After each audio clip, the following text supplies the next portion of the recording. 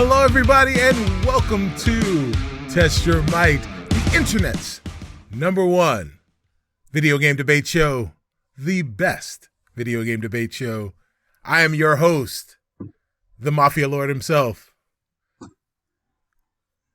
Mr. Stubby Stan, aka Cicero Holmes. And I am here with the one and only Mr. Rubber Duck. How are you today, sir?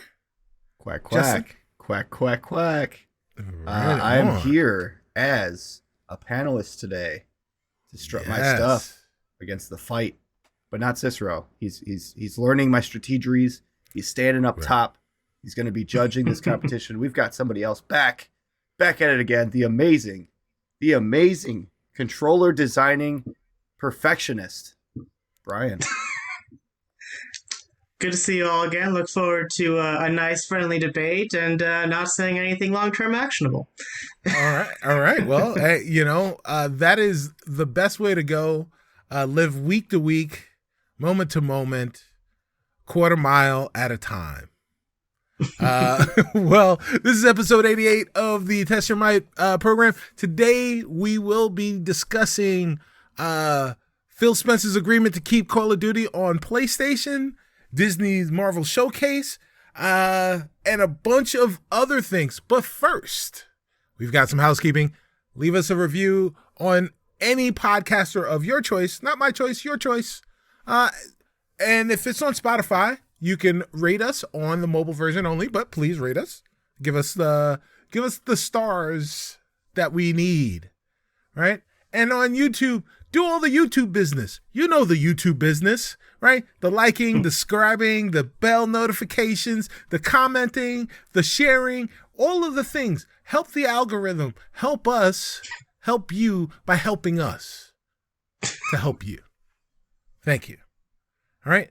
In addition, we got some other housekeeping, and that is that the Rings of Power reviews are out for the first and second episodes, and maybe by the time you listen to this, the review for the third episode of Rings of Power could be out. So please check your What the Fun feeds for those reviews. And I think that's it on the housekeeping.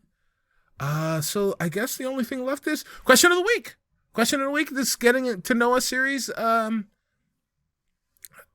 Your favorite TV show of all time. Brian, we'll go with you first. What is your Love favorite to be TV show? thrown under the bus immediately. Thank you. Thank no you, problem. Cicero. No problem. This is actually, like, for me, the hardest question, honestly, that we got tonight. I'm a huge, like, film and TV buff. So after a review and being like, okay, what's a show like I like watching, but also like having good discussions about? It's probably Twin Peaks, even though that is an extremely imperfect show.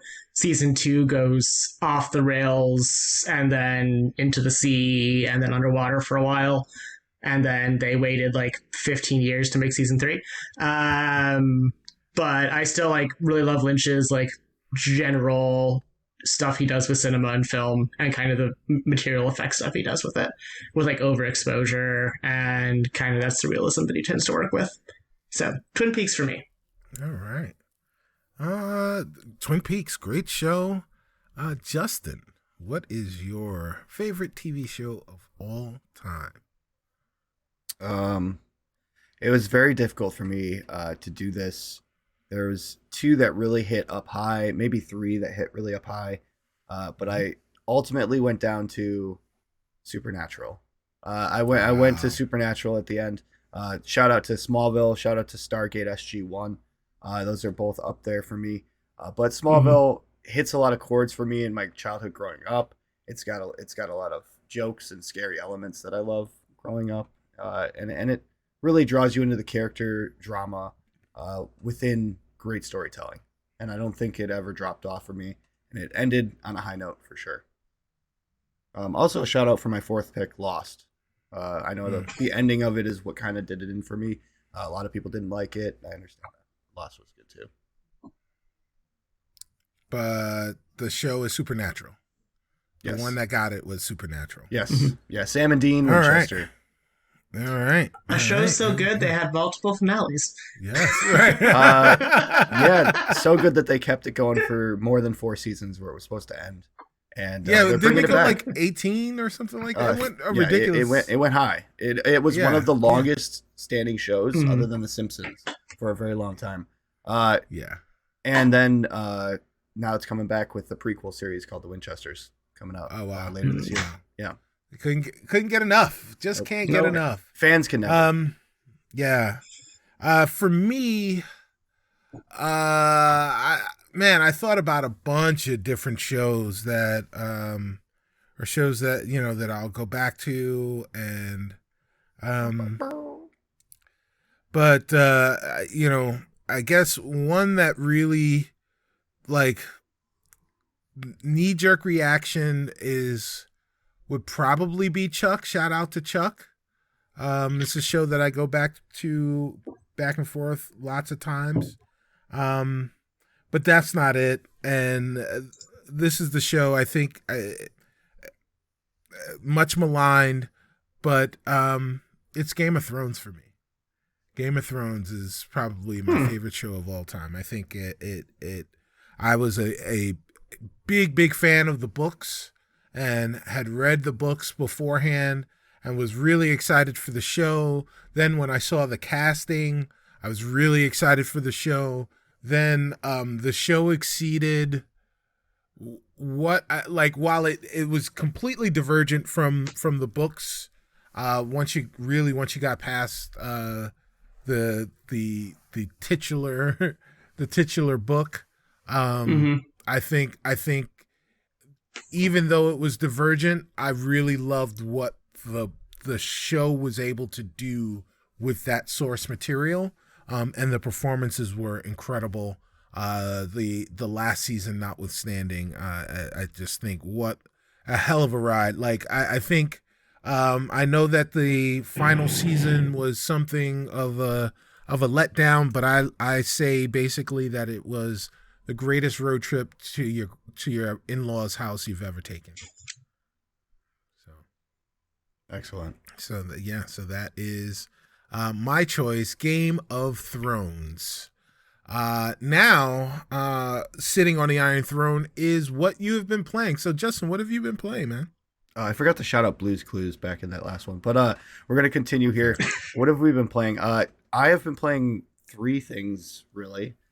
Number one, Dreamlight Valley, Disney's Dreamlight Valley. I've been dabbling in that on the Xbox, and it's meant for really anyone, because there's a lot of elements that are kind of adultish, but it's all themed around Disney, obviously. It's kind of like Kingdom Hearts without all the fighting. So it's exploring those realms, building stuff, kind of like a mix of Starlight Valley in there, building, growing, upgrading your stuff, kind of like Animal Crossing, but it's all Disney, which is really cool. Very little voice acting for the most part, but it does hold you in if you know characters, of course. Other than that, Rocksmith Plus came out. Been playing that a lot on the PC. It is subscription based. I believe it's like $7.99 or $12.99. I'm not sure. And it's month to month base. If you've owned previous Rocksmiths, you get free months added on top when you purchase. Much more in-depth guitar learning game. Plug in a guitar or use your phone on your microphone, or on your phone as a microphone to record the sounds that your guitar makes. It's very versatile with that aspect, so you're able to use it without the real touch cable that you would have to get. And breaking down songs you play. You literally get what you need to improve after you play it based on techniques. You got bends, you've got hammer-ons, all the different techniques that guitar players use. It'll tell you what you missed most and what you need to work on, and you can just click on it right there, isolate it in the song, and you can practice it. It's very quick and very streamlined, much better than 14, which is what I've been playing for a long time. Other than that, on TikTok, I have a buddy named Lando Sip. That's LANDO_SIP. We play Connect 4 live with all kinds of people, kind of plug ourselves, just chill, and it's usually late at night, but it's all Connect 4. So going back to our childhood, with strategeries, and it's difficult. It's a tough game once you get the hang of it. And yeah, you just jump in and play. So if you want to see that, that's pretty cool. Late at night, but fun. But yeah, that's what I've been playing. All right. Nice. Well, I'll go next. I'll let Brian round us out. I have been playing more Madden 23, more MLB The Show 22, I think it is. Yeah. And I've also been playing more Fall Guys. I'm getting some wins, getting Good. some dubs. You got a win in Fall Guys. Yeah. I got a few wins. It's a good time. Fall Guys is a lot of fun. I think they've really nailed the matchmaking now because I know I'm not good. So I must be playing people that are also not good at Fall Guys, and that's why I'm getting wins. So thank you, Fall Guys, for making me feel like I'm a winner. But it is a fun game. So Brian, what have you been playing? Yeah, well, speaking of Fall Guys, they did just add my boy Zavala from Destiny, Yes. which of course I'm always playing. The season is about being a pirate. It's been okay. It was not nearly as good as last season so far, but added a cool character named Ido that everybody in the community is kind of in love with. And if they do anything to hurt Ido, the community is basically going to riot. But the other thing I've been playing is a game called Immortality that came out. By Half Mermaid Studios, if you've heard of Sam Barlow's other projects, so Telling Lies and Her Story, this is kind of his new big thing he's doing. It is exceptional. I was admittedly curious. So if you all know Edge, like the game magazine, they gave it one of like 24 perfect 10s they've ever given. Really? Yeah, which was surprising to me. And again, this has been around since like Mario 64 was a thing. I'm still on the. Which I I'm think, still like, on the like first the. 10. I still think Her Story was better in my opinion for myself. We talked about it last week a little bit about Immortality, and it's good. It just feels less investigative for me. It feels more like, oh, let's click and go here, and without like kind of thinking it through of what to type in. Are you getting the same vibe, or are you getting a completely okay vibe? No, I'm having a way different vibe. In part because I am like a big film nerd, right? And so it using like a Moviola, which is like a really old film tech, as kind of like the premise of what you're doing with it. They don't use the word match cut accurately, but that's fine. There's like 8 people like me that are complaining about it that are a bunch of friggin' nerds, so we'll deal.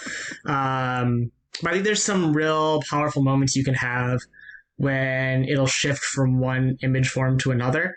And so it can create, especially as someone who likes juxtaposition in film, again, I'm a huge David Lynch head, it doing that kind of mental work, as well as doing database work, which is what the other 2 games did in a way that's not textual but visual, is I think kind of kicking forward what that form has done historically in really interesting ways.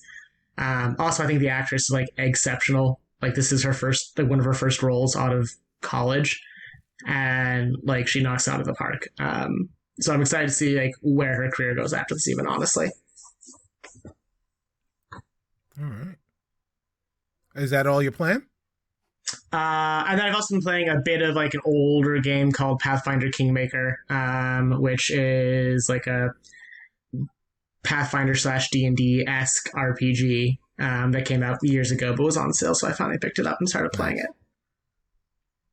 Right. All right. So those are probably my big 3 currently. Awesome. All right. Well, let's move on to the news. So, Sony or PlayStation boss Jim Ryan speaks out on a blog post from Phil Spencer about the agreement to keep Call of Duty on PlayStation. Jim Ryan said something along the lines of, a quote, Microsoft has only offered for Call of Duty to remain on PlayStation for 3 years after the current agreement between Activision and Sony ends. After almost 20 years of Call of Duty on PlayStation, their proposal was inadequate on many levels and failed to take account of the impact on our gamers. We want to guarantee PlayStation gamers continue to have the highest quality Call of Duty experience and Microsoft's proposal undermines this principle. Justin, what do you think? Do you think that Jim Ryan has a leg to stand on here? That's a huge negative in my opinion. Taking a dig at Phil Spencer like that, when Phil's shown time and time again with Minecraft, with big properties like that, that it's not what's going on. He doesn't want to take it away. Obviously, why would he do that? It's one of the biggest franchises in the world. Call of Duty is a console purchase game. It's a game that's more like, as Jez Gordon would say on over at What the Fun podcast, I wish, but the Xbox 2 podcast. He says that it's kind of like a ritual for a lot of people. Every year they get it, and it's just something that has become part of them. So why would you take that ritual from fans and just take the heat from it? Xbox and Phil Spencer, I believe it's like a 3-year agreement. They're going to continue past the final say or whatever once the deal's done. I think they're going to keep it on there. Sure, it'll be free for Game Pass or, cheaper for Xbox, and we'll get the exclusives, which is huge, huge. That's hasn't happened in a long, long time for Xbox, but they're not going to take it off of Sony. And they're not undermining anything. They're still getting the games, and with Death Stranding coming to Xbox Game Pass Ultimate, this is something that's going to happen. You're going to see games that are owned by the other company making their way over, because that's the end game. Everyone play every game. It's about accessibility. It's about purchasing the game, regardless of where the money comes from. That's where it's going to be. I just think Ryan's kind of stretching his legs a little too far. Mm-hmm. And I don't think he has really the time right now to do that. I don't think he should be doing that. He's got a lot of other things he should be focused on, unfortunately, with the heat from everything else. Brian, what are your thoughts? Do you think Jim Ryan has... I mean, legally he has no legs to stand on. Contract law wise, that's nonsense. But even in terms of quote unquote, I'm gonna devil's advocate you a bit here, Justin, in that Microsoft did basically pull that with Bethesda's stuff, where they were we're totally gonna keep these things sort of ish, but then the most recent big announcements were that's not on PlayStation. It's on PC and Xbox. So there is some basis to be they could maybe do that with Call of Duty, but also that wouldn't be surprising to me, right? I mean, it's a giant corporation. They bought another big corporation to make more money, right? And if they think the best way to make that money is exclusives, then they'll do that. Xbox is a minutia of Microsoft's portfolio, right? That is I don't know, the pizza at Taco Bell versus everything else of their portfolio, but they're going to make the smart move for them. If anything, I'm more concerned that whenever that does kick off, right, whenever they start doing kind of the no, these are mine, no, these are mine, I'm just curious to see when that kicks off and how many other games and have that happen, right? So at what point then does it become okay, Destiny 3 is going to be only PlayStation, right? Because that's the Sony IP now. So I think it's probably going to happen eventually. I don't know if Call of Duty be the one, but I think it wouldn't be the most surprising thing to me. I agree with you that, on your side, but at the same time, Microsoft hasn't had the power to do that, to set the price in a situation like this in a long, long time. And this is their chance. You either pay us with our deal or you're just going to not get it. That's something that is done with exclusives across the board. With Bethesda, they honored all of the contracts that led in place. They've got Deathloop, they've got those. They bought that for themselves. I think sure, they bought Blizzard Activision for themselves, but those games in Bethesda are not really, like I said, that ritual. It's not those things that you're I can't wait next year. I can't wait next year. I can't wait. Every year. It's not a routine. It's like taking Madden away from a company. You don't. It's not the same with Bethesda compared to Call of Duty in a sense. I like I was saying, I generally agree with you. It's more of a I could see why you'd be worried they would, because there's a bit of a basis there.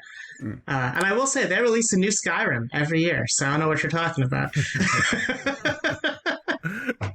Yeah, I think there's a lot, or a lot of this has more to do with trying to gum up the works with the acquisition with the SEC, and and kind of talking about a monopoly, than it really does have something to do with Jim Ryan fearing that Microsoft is not going to make one of the biggest annual titles historically available for their platform, because it just doesn't make there's no way for Microsoft to make all of the money that Call of Duty prints in an annual cycle if it's only available on PC and Xbox, right? You just can't sell enough, even if every person that owns a PlayStation that wanted to play Call of Duty had to go out and buy an Xbox to do it and wanted to do that. There's no way that they could sell enough Xboxes to satisfy that demand. It just with the way supply chains are and stuff like that. So it just doesn't make sense for them to do that. While there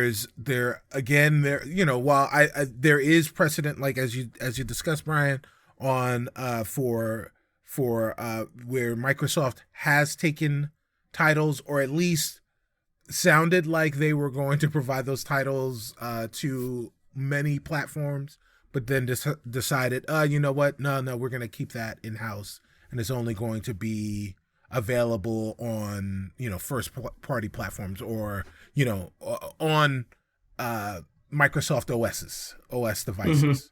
But there's also precedent for them not doing that, right? Like there's precedent for them saying, hey, this game is already established, or this IP is established and is established on plenty of different devices and platforms, and we want to continue that. We just want you to pay us now instead of paying whoever, the previous owner.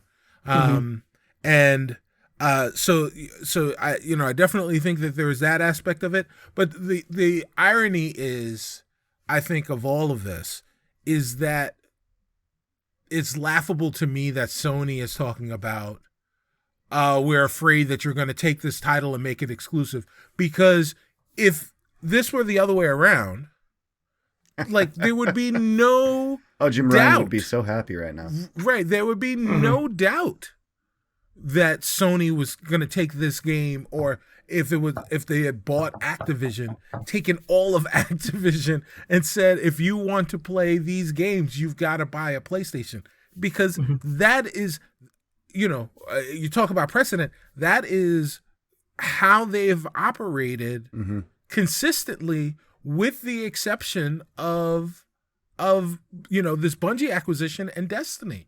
And I think the only reason that that's happened with Destiny is because Destiny 2 is now free to play. Right? And so it's like, we're not making money, right? We're not making money on licensing the product to different platforms and, the sale of it. We're making money on microtransactions. And we realized honestly that we're going to make a ton more money with a live service game via microtransactions and making the game free to play than charging people money and having to come up with, X amount of dollars worth of widgets that make the value worth it, when it's it really should be a free to play game. So, but if Destiny was a different style game, if Destiny was Halo before Infinite, and they were getting the Bungie that made Halo, that would have been exclusive. Halo would be exclusive to PlayStation, right? right. But it would be exclusive to PlayStation. Like, they would take it and be like, oh well, you know what? It's not an Xbox game anymore. It's a PlayStation game. And so I just think it's funny that we're having this conversation and it becomes a news story only because these are the guys that would be doing it, and they're crying because they're afraid that the guys who wouldn't be doing it may do it to them. Yeah. To call back to Phil Spencer is very forward with us. When he says something, he says it so that he takes the minimal amount of PR hit, and he tries to say things that are concrete facts, so that he's not. I don't think he's ever said something that has been taken back and looked at and been like, well, you said this, blah blah blah, and the way he said that future Call of Duty entries are going to be joining Game Pass, but also be releasing to PlayStation. That's pretty hard evidence that he's, if he were to back that, like flip the script on that and hit a U-turn, that it would be a PR nightmare. Why would he do that? Phil Spencer is 100%. Looked at as the hero, the savior of Xbox right now. He wouldn't want that under his belt as, hey, I'm lying to your face, and then everything else I say you can't trust. He would never want that. So yeah, he wouldn't have said that. His white knight persona is worth more than most. So yeah. He's going to keep playing that role. Absolutely. Even if it is really, he's mostly doing this to want this acquisition to go away, right? Because it's big money. Right. But right. Well, yeah. I mean, I think we've gotten to the bottom of that. We solved it, guys. Well done. Jinky. It's all about money. Right. Shock. The way we do media nowadays and game reveals is completely changed from the way that it was when I started doing this stuff so long ago. Even back when E3 wasn't a walking corpse shambling around? Right. Yeah, and there were a bunch of this was just a showcase week. We got the Disney Marvel Games showcase this week, and there were lots of Disney/Marvel games announced during the Disney days. It was pretty crazy. Is there anything that stood out to you guys, Justin? Anything that stood out? Yeah, I've got a couple things. One I'm very interested and can't wait for. One that's kind of like on the fence, and then one that I'm gonna try to stay away from most likely. Number one, the Toy Story realm being added to Dreamlight Valley. Awesome. Realms are kind of like portals you go through, and then you're in that world. So that's really cool. Right. They're adding it. Hopefully it's free DLC. And I can't wait because Toy Story is one of my favorite kids movies of all time. So that I'm on the fence about the Gargoyles remaster. That was big news. Haven't seen Gargoyles in the news in a long time, and excited to get back into a game with Gargoyles. And then one I'm kind of gonna probably stay away from is this Marvel AR game to rival Pokemon Go. The good part about it is it's a IP that the world knows. It's an IP that people can get behind. Pokemon Go is making, I think, their last sales numbers was like 700 million. They've made pretty much $1 billion for the last 5 years it's been out each year. So like 5 billion total. But like, I don't know if people can get behind another AR game, especially with the pandemic just kind of like fluctuating up and down. And sure, it's something that people love, but I don't know if it's going to work out for them. I'm sure Disney will do a good job with it. Visually it'll look great, but I don't know. It's kind of like maybe it's the wrong time. Maybe it's what Marvel needs to get back on the center of stage with, the big baddie gone in the Marvel universe ever since Thanos. Spoilers, but I don't know. It could be good. It looks good, but let's see if it delivers. How is Disney Dreamlight different from Disney Infinity? You don't use any type of out of the game stuff. It's like, Starlight Valley. You played that, right? So did you mean Stardew Valley? Stardew Valley. Yes, Stardew Valley. Yes. And then Animal Crossing. So put those together, but make the entire thing Disney IP. Right. So instead of Tom Nook, it's, I don't know, Hades. Yeah. Merlin. Yeah. Well, Mickey Mouse. All the characters are in there that you know and love. You're doing little missions, helping out the town, meeting everyone, cooking, building. It's just a chill, relaxing kind of like adventure game. I guess that's the best way to put it. Lots of reading.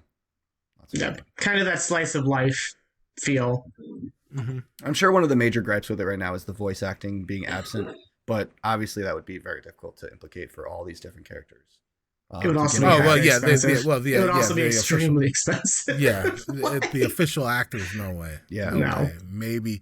Maybe if you're lucky, some of the actors that reprise those roles in the animated versions. If they could do it in Kingdom Hearts, I'm sure they could spend the money to do it in this. And it's missing the ball a little bit there, for sure. Yeah, those may be pre-recorded clips from in Kingdom And Hearts. it's not the same actors and actresses for Kingdom Hearts. They're but Yeah. So Brian, anything from these Disney days that you want? I'm ashamed to admit there is. As someone who like fell off Marvel kind of hard a while ago, but still like ingrained in me to the point where like you're like, the big bad in the universe, Thanos, and I'm like, there are so many bigger big bads in that universe than Thanos. Like, but no, I am pretty stoked about Midnight Sun.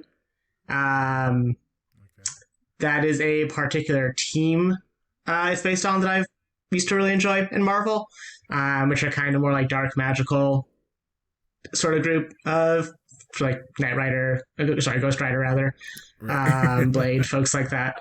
I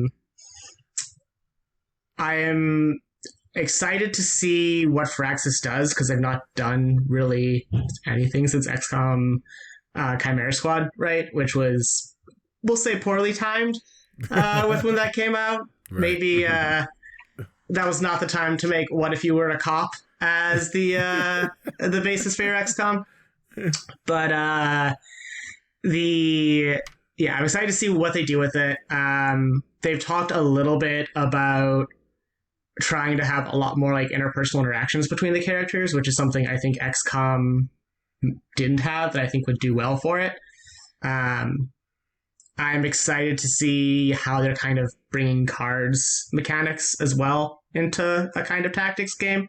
I haven't seen a ton of stuff like that, really. So there's just a lot of stuff I'm excited for. I'm excited for the fact you get to make your own character because it's always fun to like make your own, character stand-in that universe.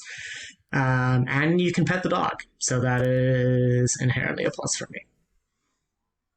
All right. Well, any other games that? Nothing else really like struck me that much in there is the thing. Like I think the Stardew Valley stand-in type thing with Disney's cool. I already kind of have Stardew Valley if I want to do that. Right. And they're making a new one where you're a ghost chocolatier, which seems kind of fun. There was this Mickey Mouse Illusion game, right? 2D platformer. Yeah, for the Switch there were a only, lot of things. There were a lot of things there that, like, my eyes saw images, but, like, none of them stuck with my heart. You know what I mean? Okay. There was a lot of things where, like, I'm just not the audience this is for. Like, there is an audience for this, and, like, they're stoked as all get up. Those people aren't me. I wish it was a new Illusion game, because those games were killer. For sure. Well, for me, a couple of things that are on my list. Return to Monkey Island. Anytime I see anything that has anything to do with that, I'm always excited about that. So I don't care when that game comes out. Whenever it does, I'll be here for it. So that's great. Marvel Snap. I know we were talking about a pre-show as something that seems kind of gimmicky, and I think you're right. Like I do think it's kind of gimmicky. It does seem like Hearthstone for Marvel properties, but I think that's a winning formula, right? Hearthstone for whatever for as maligned as you want to make it, is a game that is still making tons and tons and tons of money for Blizzard. So if Disney wants to do a version of that, and again, it's Marvel properties. People know Marvel properties. They don't have to really, if they're not familiar with fantasy stuff in the same way, that they would have to be for Hearthstone, but you still get Hearthstone type mechanics. I think it really could take off. So I'm excited for that.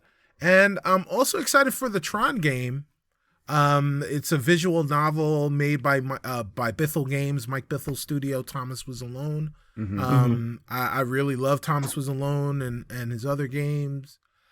So yeah, I'm really excited for this. And Tron is a property, is an IP that is literally built for games, right?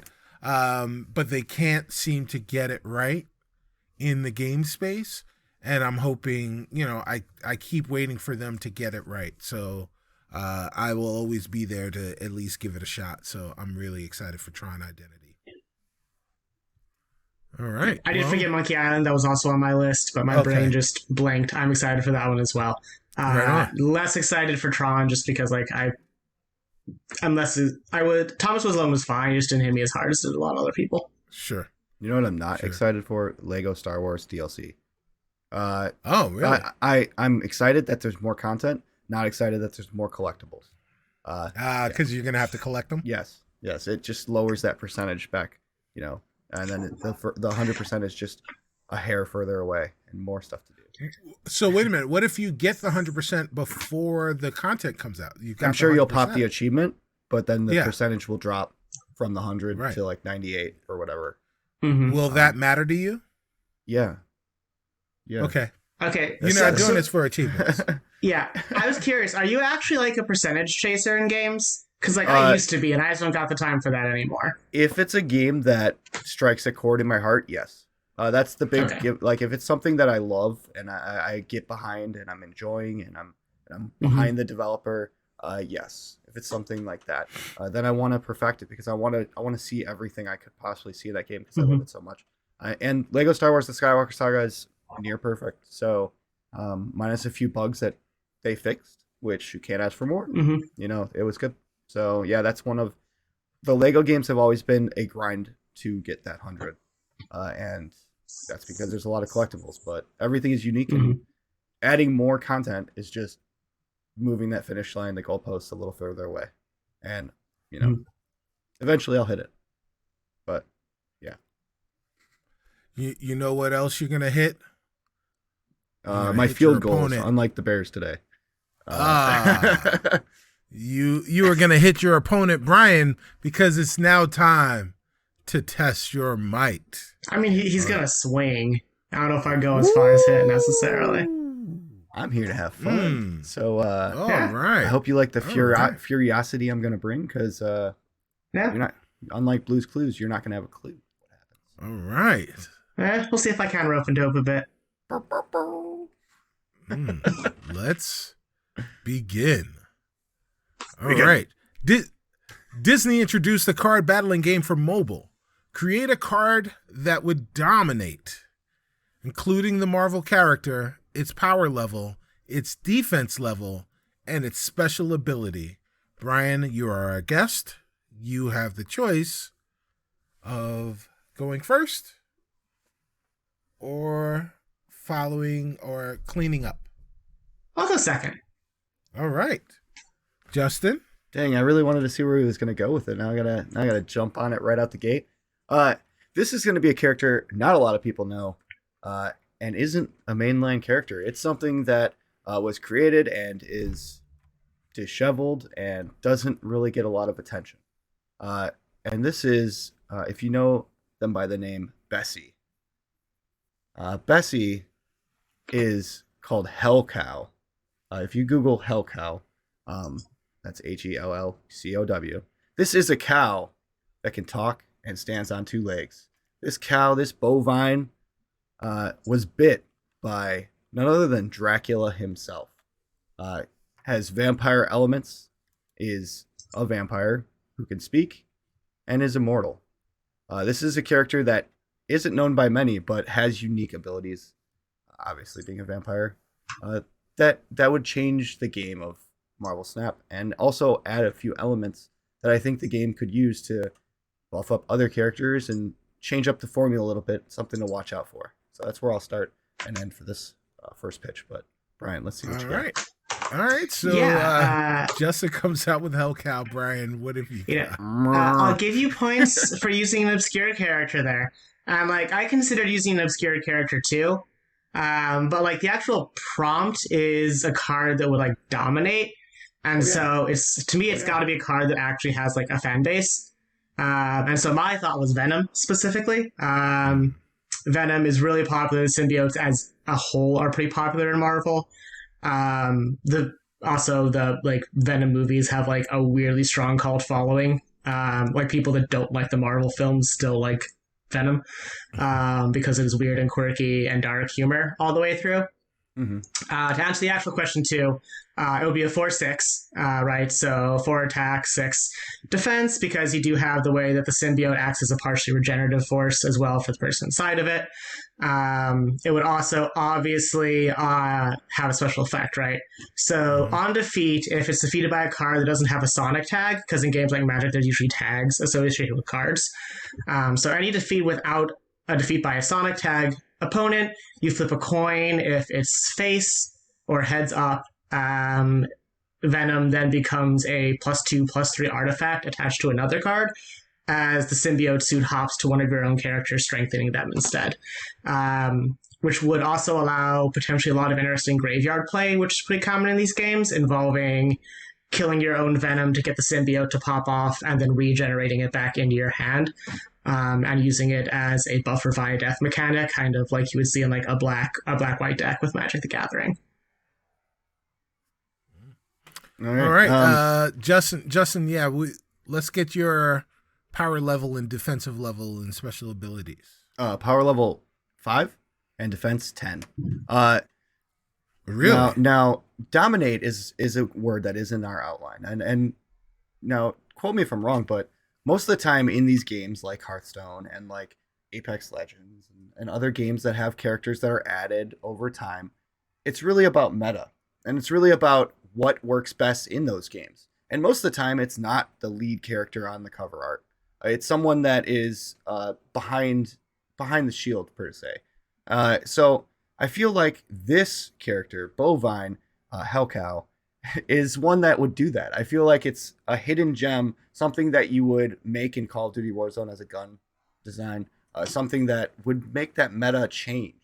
And of course, Bovine's ability or Hellcow's ability would be something vampire-esque. Okay, so once placed in the center row, if it is placed in the center, upon defeat or upon defeating another character, they would switch sides of the field. They would be brought onto your side as a calf vampire, and that would dominate the field over time.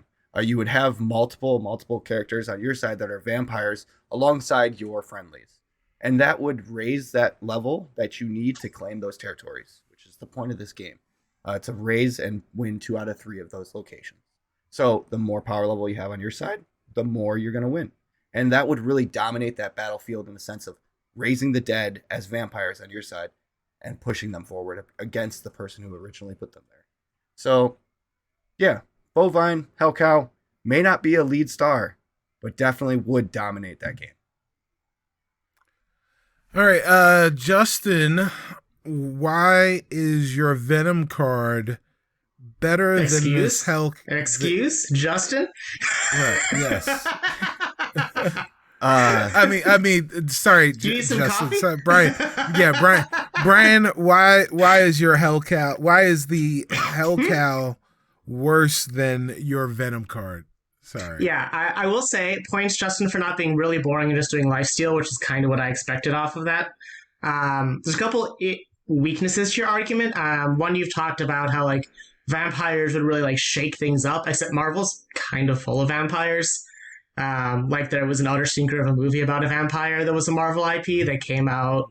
I will not say the name of it, but you know, we all know what we're talking about. Blade is a famous one. If I took the time, I could probably give you 40 different vampires in Marvel that are either villains or even heroes in some cases, like Blade. So there's a pretty thick roster there. I'm also not super clear on why you would ever play Hellcow the way you're speaking about it. Because if it has a chance of being played against you pretty easily, that's usually pretty bad for card play. And you've not really talked about a way it's beneficial for the actual player of the card. Just a way it acts as a self-reversal, right? Because you talked about like once it dies, the other player gets the calf, right, on their side. No, you the would other get way one of around. the enemy's graveyards on your side. That's what I meant to say. Like one. Oh, okay. That was not clear to me. Sorry. Sorry about that. Yeah, that seems really unusual for a 5/10, to be honest. A 5/10 is a pretty hefty card to begin with, and so a hefty card with that strong of an ability seems like it's going to be banned in tournament play, frankly. It seems like an extremely unbalanced card that, especially with a game, if you're doing like a Hearthstone and you're just going to be aiming for a competitive league, will get banned in the same way that Genie Pot was banned in Magic, right? That is a card that'll be the flavor of the minute. It'll not be a consistent use card. While as Venom fulfills a pretty common role that goes with pretty common deck types, and one that you can synergize really well with other types of cards. And so it has that side deck capability that just doesn't exist for what you're talking about. All right, Justin. Yeah, so I'm glad you brought up Blade, almost as if you fell right into my trap. Ha! It's a trap card. Kaiba, yeah. I feel like Blade is a prime candidate, right? Everyone knows him. Hell Cow is not, right? Obviously, we've been through this. We've discussed this.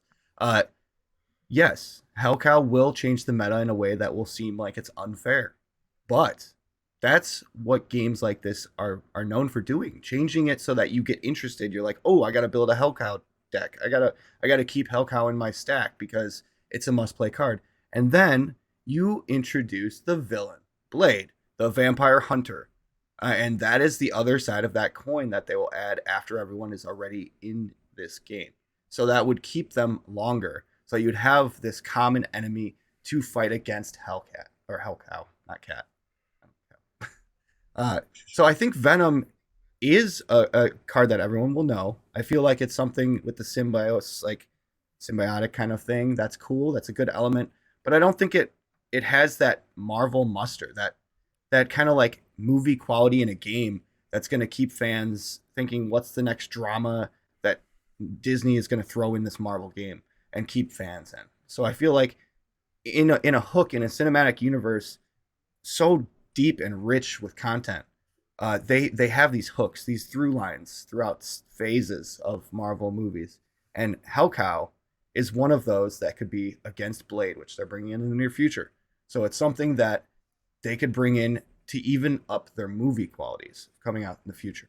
So, Blade's going to be great. I can't wait to see it when it does finally come out. And who's going to be Blade's villain? Hellcow. Come on. Bring him to the cinematic universe. Make fans a little upset, but also introduce them to a character that's awesome. You know what? I'm gonna cut it right there. Sorry, Brian. You only got to go twice, but that's all that you needed because you won. You won that debate. Great job establishing Venom, establishing a weakness right off the top of how this card could be used and how you could work against it. Justin, you were great at coming up with a villain for Hellcow, but you then presented Blade as the card that could dominate the card that dominates. Yeah. Oh yeah. So there's always got to be a flip of a coin. Yeah. So it became confusing if you were advocating for Hellcow or for Blade, or if it's called Hellcow or Hellcat. Right. I would love to see Hellcat. That would be cool. All right, Brian. Brian wins. Winners outs. So Brian, you get to choose who goes first with our next one, round 2. Xbox is getting a new dashboard experience in 2023, with alpha insiders already having access to the changes to give feedback and suggestions. What one feature would you like to see come to the dashboard? All right, Brian, will you go first or will Justin go first? You know what? I'll let Justin lead this out too. All right. One of the big things that I wish the dashboard would have is a new and improved DVR recording and editing feature. I feel like the one that's in place now is kind of not that great. Cicero, your camera's all fuzzy for me. Is that for you, Mike? Brian, too? Or No, he's clear as day for me. Might just be internet connection. I'm just seeing some weird stuff. Hellcow's right. trying to come after me. Regardless, the DVR feature. So allow you to have that share button actually mean something in the long run. Be able to edit those clips both on the mobile and on the system itself in a way that would add benefits, adding titles, add a feature that allows you to use your videos and create content that is going to be viewed properly by people and have it not be buggy. You add a share button, but at the same time, your DVR feature is terrible. So why would you want to even press that brand new button you added with this generation? The DVR needs work. A lot of fans agree. Allow you to do it on mobile. That'd be even cooler. And also on the home front as well. Just that editing your own clips really needs some work. All right.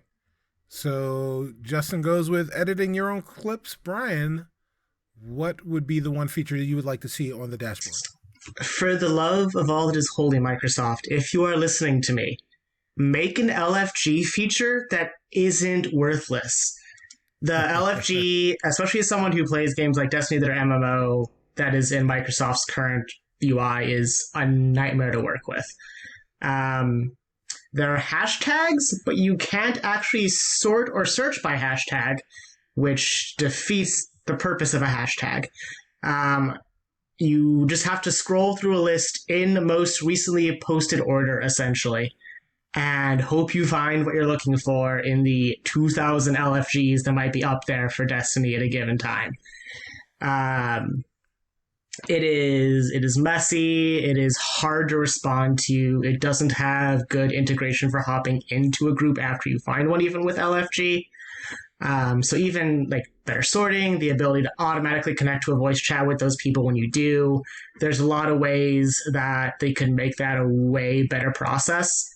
And they're not even inventing something new. This has been done in a bunch of other games before. So it would honestly even be an easy win for them and would make a lot of gamers, especially for MMOs that are playing on consoles, lives a lot easier. All right. Well, Justin, you are bringing back video editing. So how would you implement your new feature? There's multiple apps on your phone that do better editing than the Xbox app itself, or on the dashboard, the video editor or video showcase, whatever it's called on there that I never use. It's very simple that you just add cuts, add titles, add features that are available to every video editing software that's been in video editing for ages, and just put it in there and allow it to be a reliable service you could use. With Xbox, they have the get to do that. They added a whole button for sharing content, but you can't edit it without closing the game you're in and going and loading up the video that you just recorded. You want to be able to do that at the drop of a dime. There's cameras out there that have like share to Twitter, a button on it that just you click it and boom, there it goes. Sure, there's no editing other than taking the correct photo or video, but that's a feature that just jumps in, throws it out there. Automatically uploading it to the Xbox is cool, but you want to upload it to your friends over on Discord, and you want to upload it to Twitter and TikTok and all the things that people use day to day. You want your videos to go out there so content can be viewed. It's very simple to just make that video editing suite like that and adding those features that people want. LFGs and looking for groups, that's a great feature as well. I agree, Brian. It's been something that's been a hassle to use, but it still works. The video editing is just complete trash. You want to use it to make a good video. It's like you're trying to find a needle in a haystack to get it to work properly, and then it doesn't eventually, or it looks like crap when it does because you have to process the video and code it. With the LFGs, you can look for a group and put it in there, and people will be messaging you asking to join.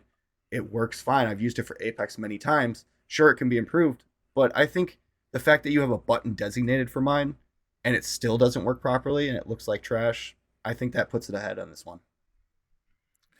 All right, Brian, what does your better version of LFG look like?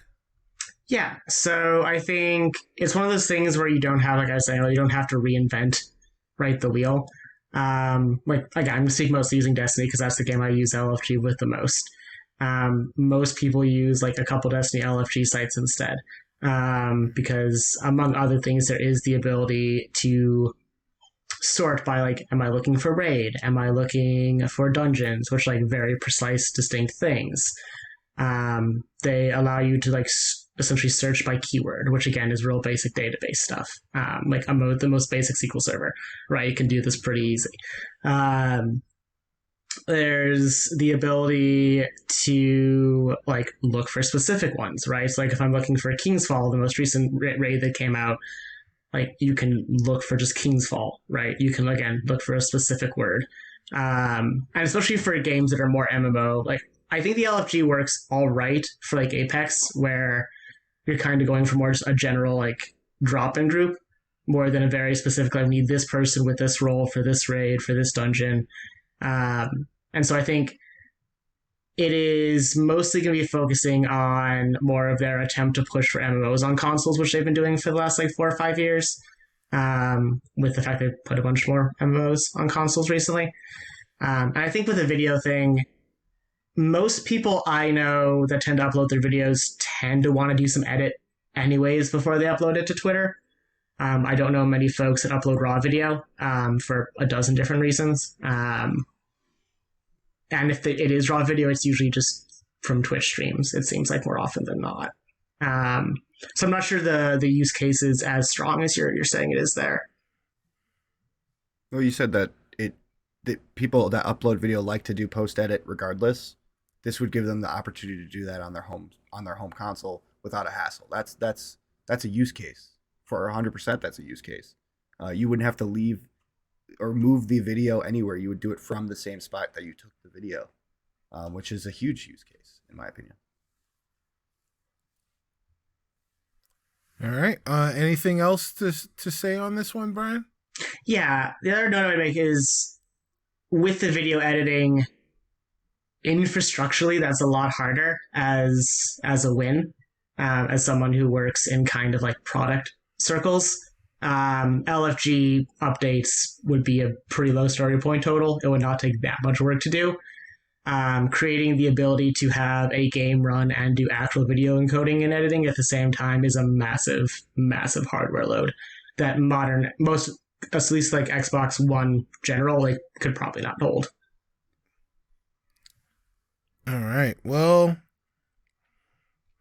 this is a hard one to determine.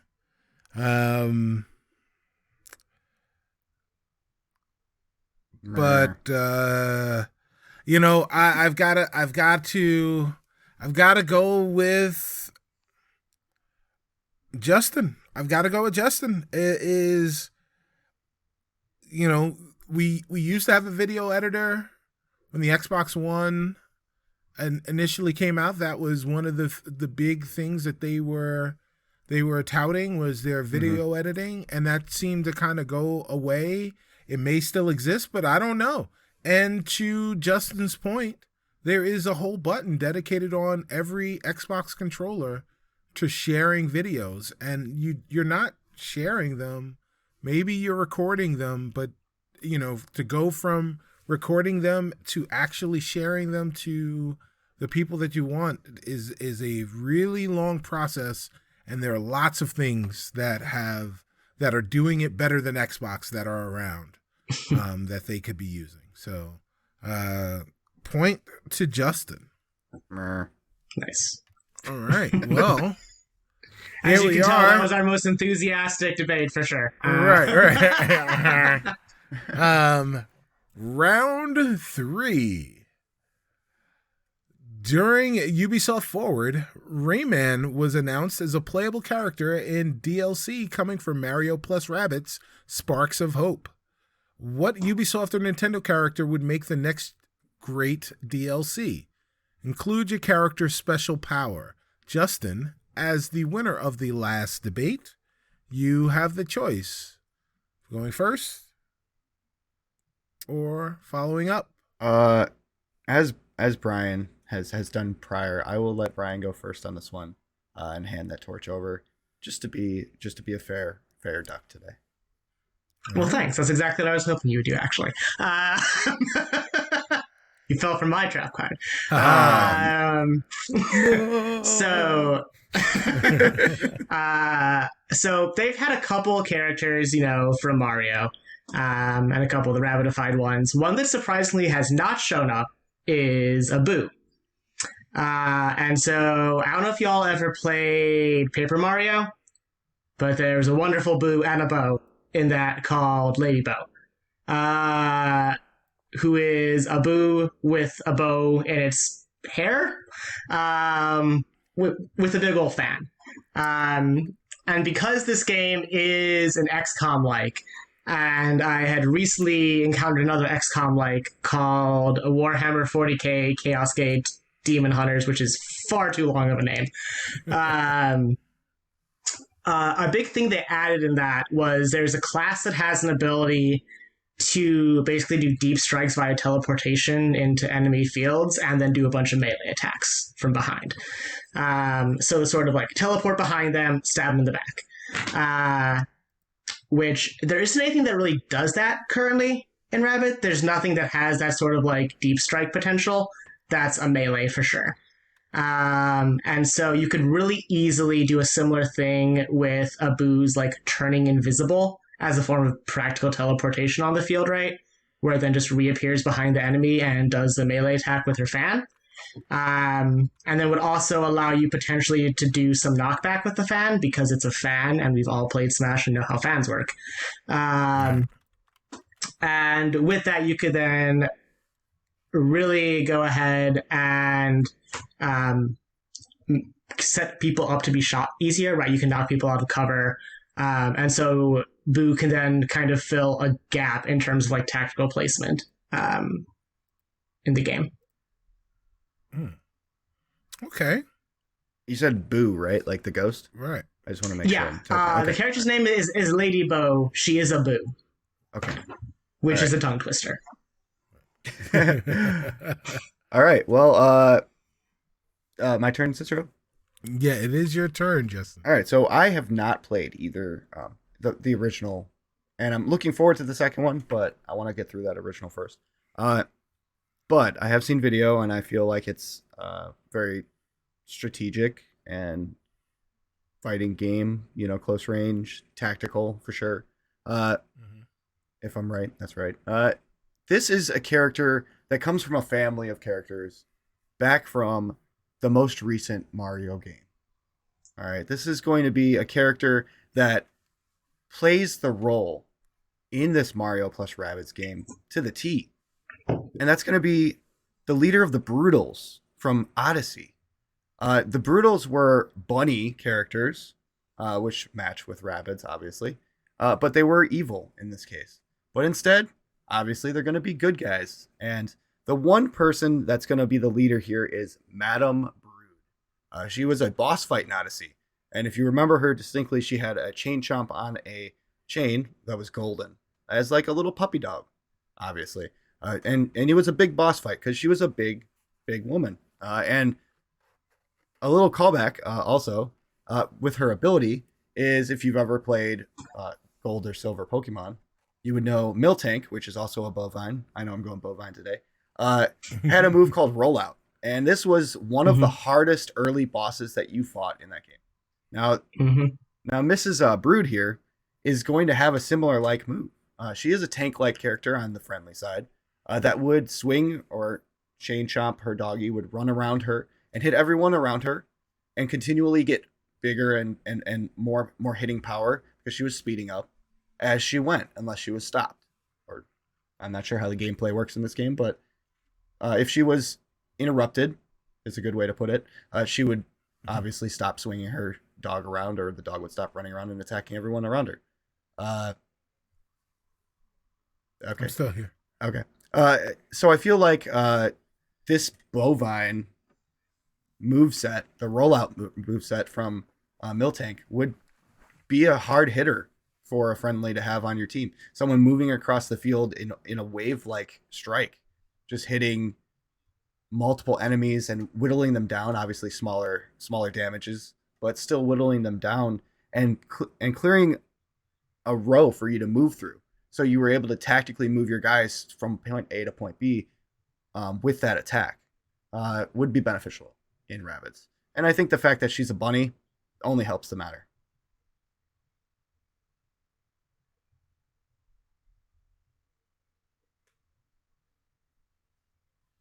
Bueller? Cicero is absent, so this is our chance to plug the show. If you guys are still watching, listening, go ahead and hit the like button if you haven't on YouTube, the sub and the bell. There's always more cowbell up there. Go ahead and hit it. Mm-hmm. If you're on a mobile, leave us a review, especially Apple Pods. That's where you let us know how we're actually doing. It gets out to the most people on Apple Podcasts, so go ahead and leave us a review down below, and don't forget that 5 stars. Cicero, you're back. Hello? Yeah. My rollout is done, and it's on to Brian if you'd like to hand it over to him. Oh, yeah, absolutely. All right. Brian, so hand it over to you. I've got a couple problems with that. One is it's a tactics game. And so it's a turn-based tactics game specifically. And so the idea of a constant movement ability that has to be interrupted doesn't generally work very well in turn-based. So I'm not quite sure how that would practically work, A. B, I think the whole bunny rabbit thing is a minus, not a positive. This is a game, while a lot of adults will play it and is marketed to adults, it is also marketed to kids. And as such, there's a tendency to be pretty strict with these are the good guy faction, these are the bad guy faction. And so things that tend to kind of break that dichotomy are not super common in Nintendo kid games. I'd like to jump in here and counter that dig. Rabbids were always known as bad guys in all the games that they were played in. Mm-hmm. Rabbids technically were bad guys. They were causing destruction, mischief, causing problems in the games that they were. Mm-hmm. So this would not be changing that formula of adding a bad guy in the Rabbids place. No, I was saying that the bunny is confusing. Because to most kids, bunnies and rabbits are pretty indistinguishable. That's specifically where I was saying it seems a bit weird and confusing, potentially. And so another issue is the constant size growth and field control. In terms, again, because, we talk about things like balance, right? Tactics gamers are all about balance. Tactics gamers are all about a particular kind of difficulty curve. And a particular feeling of regimented movements. A character who's really large and has that much field control actually breaks that in ways that are kind of unsatisfying. They've done that in some other games before, and it is extremely hard to create a good game feel out of that. And also because most units are 1-by-1, except enemy bosses you fight occasionally. Having a unit that gets bigger makes pathing extremely difficult because they won't be able to go through most standard battlefields. They'll be random generated with any systems. I feel like what could balance that easily is the fact that her ability is a one-time use per match. So you would go in and play, get her in the game, and then you'd be able to use that ability of the clearing in a line, which you direct, and that's the tactical element of it, would be beneficial. You'd be able to really think, when should I use this, and what's the best case scenario for this, to hit the most enemies. Obviously, at the end, she would be separated from her squadron, whatever, she'd be gone. But this is really that special ability, one-time use per game, that would change up the gameplay a little bit and maybe spark a little controversy for the field players. All right. Brian, what do you have to say about that? Yeah, I think controversy for controversy's sake is not super interesting, personally, and that's just a personal take. I had enough of that when I was in high school. I don't need more of it as a grown adult. But also, I I think you're overestimating how potent a one-shot ability is in these games. Especially considering they tend to have cooldown abilities that are practically one-shot for most units anyways, that are a lot less massive in size, we'll say. And I still think Boo's thing, brings about a beloved archetype that hasn't really shown up in the games, because Boo is an extremely popular character within Mario's universe, not just in the newest game, but throughout.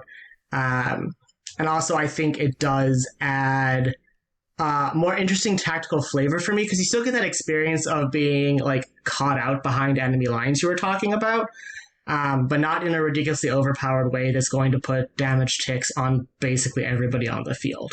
And so you have to be a lot smarter about how you do a deep strike there, versus the kind of nuking strike you're talking about, which is usually at most an endgame ability in a tactics game.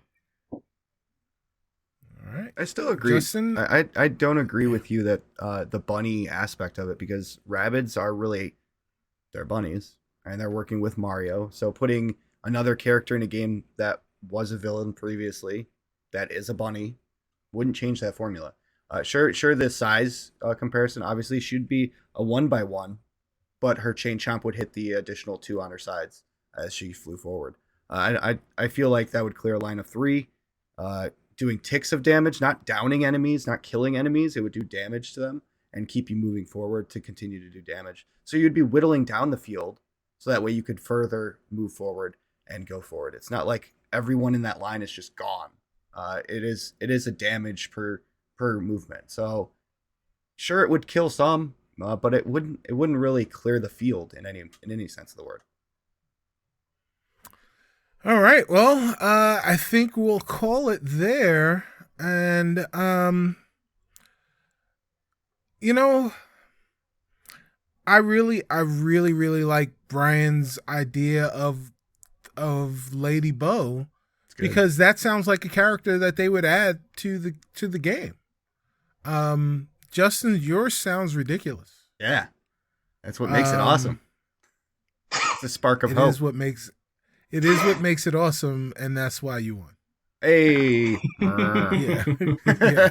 The rollout for the win. So there definitely is precedent for like shape shifting in Mario plus Rabbids, where a character can use a special move to become, and actually does become, larger. Really? And destroys more area. Mm-hmm. But then they get smaller again.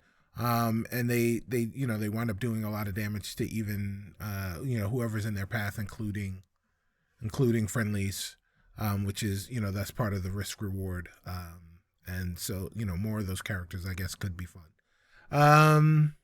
That leaves us with a score of 2-1.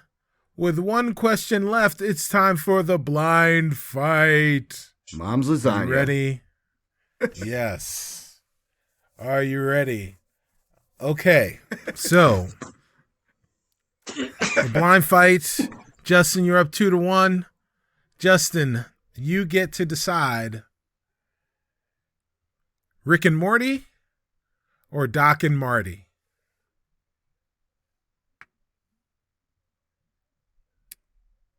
Rick and Morty. You get the choice. All right, you choose Rick and Morty. Brian, you've got Doc and Marty. Okay. Brian, who goes first? You or Justin? Justin, go ahead. We'll just stick with this. Justin, you go first. We'll just, All right. keep it the same flavor. All right. This is a classic versus, or is this a celebrity? This is a classic versus. Okay. So Rick and Morty stay away from the timey-wimey stuff. Obviously, Doc Brown dabbles in that and causes problems. And that's shown. Many mistakes were made, which he had to fix. Rick and Morty also make mistakes, but those are easily different universes. They can, different portals. They can escape that pretty quickly and not have it affect their homeworld. Eventually, some stuff comes around. I'm a season in, and that's it. So I don't have a lot of going material here, but I know that whatever problems arise, they tend to figure it out, and they tend to solve that problem. I feel like even though, the Back to the Future squad has that awesome DeLorean, and even though they go back in time, I think that they cause more harm than they are helping out. There's a lot more positive vibes going through Rick and Morty.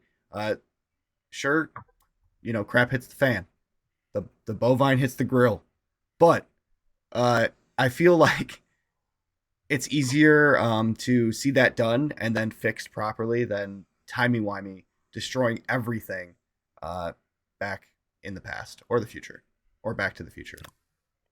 Great Scott, I'm confused. Go ahead. Yes, this is heavy, Brian. Help us out here. What does it mean? Yeah. So a couple quick things. Timey-wimey stuff is in season 2 of Rick and Morty, so you got that coming. So they still do that stuff, and it's also in episode 1 of Rick and Morty, apparently, because they get medicine from the future. So that just is a thing they do too. I'm not a huge Rick and Morty fan. I had to just Google that 5 seconds ago while you were talking, so I was like, there's no way they did nothing with time. I don't believe Dan Harmon did not ever do that. So I'm first going to make an argument more, though, for like why I think you're sticking with the wrong old crazy scientist combo with a young kid. First of all, because Rick and Morty are, first of all, clearly based on allusions to Back to the Future, right? Like that archetype, they are very much making a reference. They are definitionally derivative of Doc and Marty, to the wardrobe level even. So that's one, I think, pretty like base level weakness there. I think in terms like Rick and Morty's got a really popular like cult following. I think Back to the Future has been like cemented in like film history in a much more significant way. Like we're still like people are still talking and still like recognize Back to the Future 20 years after it came out at this point. I don't know if that's honestly gonna be the case with Rick and Morty. It's 35 years after it came out. Yes, I was trying to not be super dating myself. Yeah, a while ago. I don't know why I said 20. I'm 30. Clearly, that is not the accurate statement. But long story short, a time ago. Time is weird, right? Timey-wimey stuff. I think you have, honestly, like, better acting. I think Rick and Morty is strongly a case of they can do 2 voices. And so the show is basically them doing those 2 voices. Which, like, hey, if you got a cash cow, milk it, to stick with the bovine stuff, right? But I think you have like the beginning of some interesting acting careers. You have like some interesting mid 70s like sci-fi stuff that comes out, then becomes super influential. If you were to take a look at like something even like Archive of Our Own, you're going to find a whole lot more historical fan fiction coming out of like Rick and Morty. I mean, out of Doc and Marty than out of Rick and Morty. And then the other thing that I think just makes it a slam dunk is it isn't awkward and like messy in the interesting ways that Back to the Future is. Back to the Future is a case of we made a movie and didn't think about the knock-on consequences of what we were saying. Specifically, read things like incest. In a way that Rick and Morty is overanalyzed. It is overwrought. It has a similar energy to something like Homestuck in a lot of ways, where Homestuck was interesting then. The fact they're basically just doing a Homestuck like 10 years on now is, as far as I'm concerned, like not as interesting to me. All right. So, Justin, you've got 3 sentences. Okay. Comma One and? sentence, no comma ands. All right. Just 3 sentences. One sentence, telling me why your choice is the best. Another sentence telling me why your choice is better than the choice against yours, and another sentence to tell me why the other choice is better than yours. Wait, you want me to defend the opponent? Correct. For the third one? Okay. Okay. A lot to remember. Okay.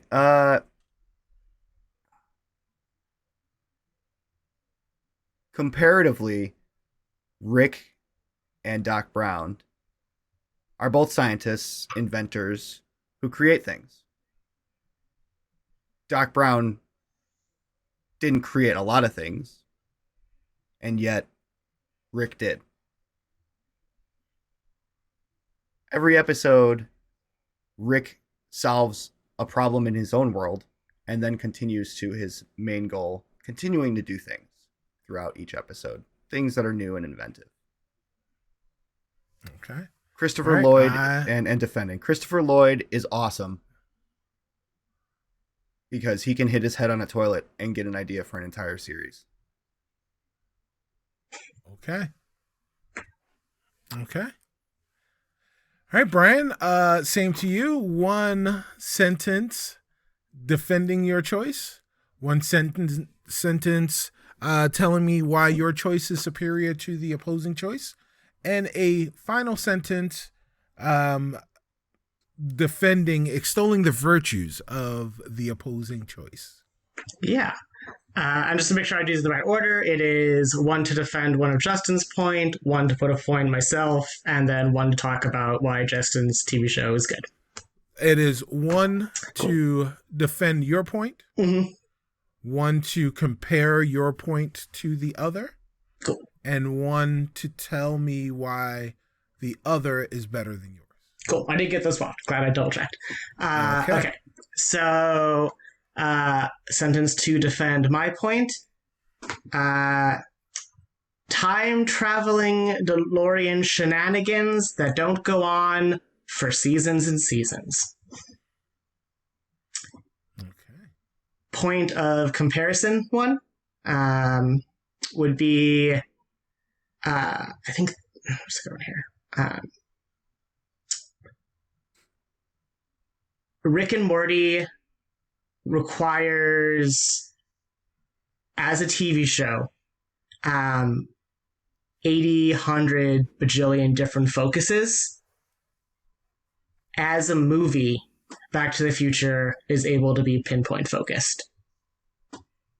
And then one strength I will say for Rick and Morty is it has created a very particular, supportive fan base in a way that, as I mentioned earlier, is very redolent of what happened with Homestuck, which was a really iconic internet webcomic.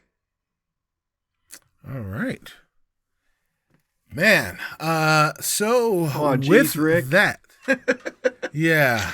Also, it was so hard not to make one of my sentences great, Scott. I just gotta say. I had to shout out Christopher Lloyd because I miss him. He's great. He's Christopher Lloyd. He is great. Well done. And this was heavy. It was so heavy that I had to pick the OGs. I'm going Doc and Marty. Brian wins. And that brings us to a tie. Uh-oh. It does. Autobots. Bovine rollout. Yes. Oh gosh, listen, after what was done with some of those Transformer characters, I don't want to see a Transformer with udders. I really don't.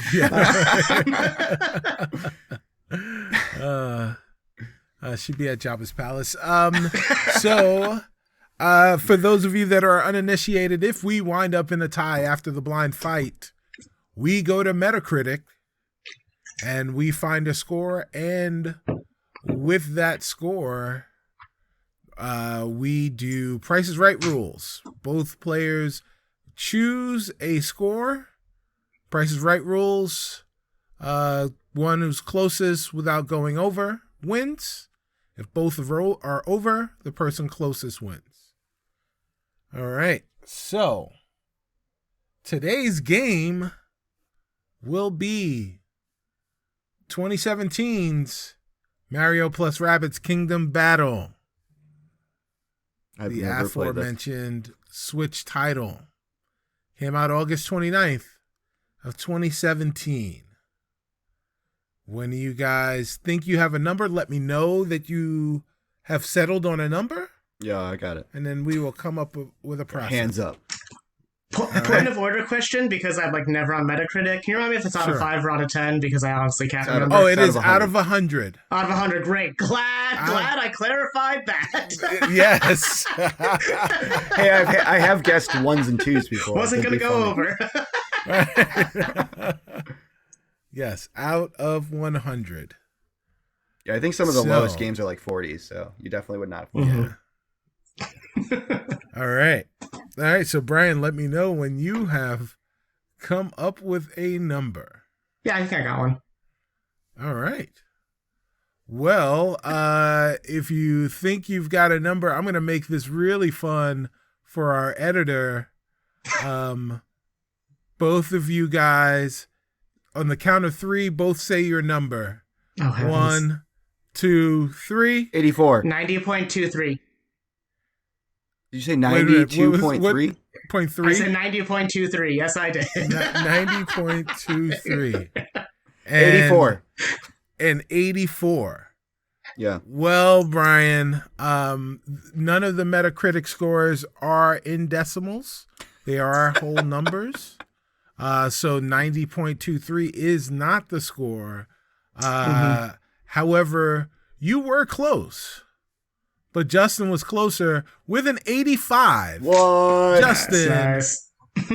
wins with his 84. With my bovines up in the air. Justin.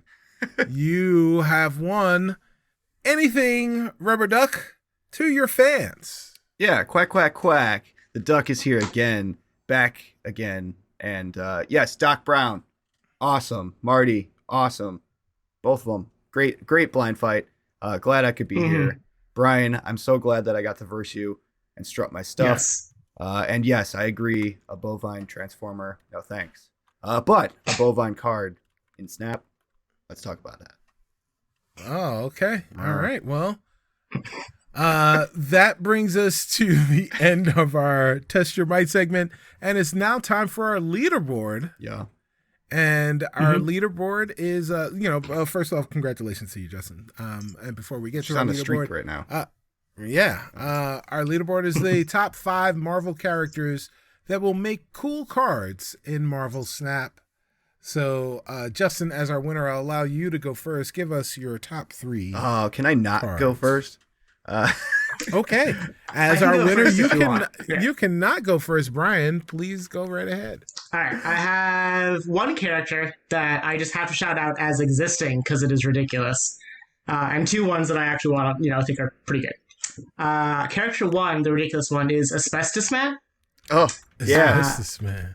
Asbestos Man, if you did not know, is a Marvel villain who later dies of cancer because asbestos. It's great. It's great. I love it. It exists. It's a weird outfit too. There's a lot weirder ones that I'm looking at. There's a lot of weird ones. That is fair. Yeah. Other ones I think would be really cool. I have to rep Black Panther, my favorite character. And then I'm a huge Blade fan too. So both Blade and Black Panther are ones that are going to be on my list. All right. Blade and Black Panther. All right. Justin, are you ready? Yeah, I could go. All right. I'm trying to find the name of this one woman that I wanted to do, but that's okay. What fight? If you describe her, I might be able to give you the name. She's obscure. I'll leave her in the dust this time. Okay. I'll Okay. include none other than the one that I mentioned earlier. Hellcow. Definitely needs to be up there. It would be a cool card to implicate, for sure. All right. Next, Ultron. All right. Ultron would have a similar robotic, I guess, ability. So it would implicate another way to affect other cards on the field on the enemy side, building them back up and using them against, which could be a whole thing. And then, you know, these are characters that aren't already included, obviously. Squirrel Girl, to call back to Sean last week. Squirrel Girl needs to be up there. She deserves to be in the limelight. Make a live action Squirrel Girl show or movie. Let's get it. We got She-Hulk. Bring Squirrel Girl in. We want it. Squirrels are cute. Let's go. Sure. I think someone did actually get cast for that already. Nice. I think that's already a thing that is happening as a show. So Perfect. Right on. All right. Well, I am going to make a choice that because you guys seem to be forgetting about a group. So my list is going to be all X-Men. So my first character will be Cypher. Yeah, that's a bad boy in the Matrix. You don't want that. Yeah, right. But so the cool thing about Cypher the X-Men is Cypher has the one superpower. If I could have any superpower, this would be the superpower that I would have. Cypher knows any language. Mm-hmm. C-3PO style. Any language whatsoever, right. He can communicate with anyone and any computer language. He's immediately fluent. So that's a super cool card because he would have the ability to do lots of different things. Another one that is really cool is Maggot.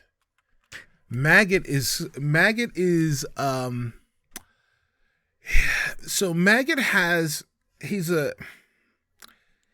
got good luck. He's got two worms inside of him that eat garbage. Right? Yeah, he's got two worms that eat garbage. They've got names. Hold on, let me see if I can find the names. So Maggot has. So he would team up with Litterbug, which is basically a giant cockroach that. Yeah. Yeah, I forgot the names of his.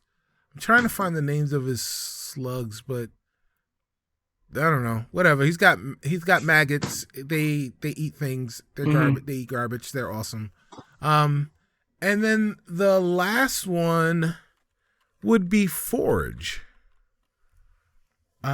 Forge is kind of like Cypher, but just with tech.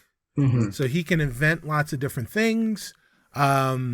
He can interact with lots of different tech. You can imagine his offensive and defensive powers would be pretty enormous, simply because he has the ability to manipulate any of the stuff that's around him to his benefit. So those would be my three Marvel characters that I think would make really cool cards in Marvel Snap. So, Brian, what is your must-have? I'm gonna have to put Black Panther. Like, he's my favorite character. I literally have a bust of him up there. Like, it's kind of a given for me. That's not something I'm gonna risk for the sake of Asbestos Man. All right, Justin, what about you? I'm gonna have to roll out with Hellcow. I think no one's gonna fight for that, and I think it deserves to be in the game. I really do.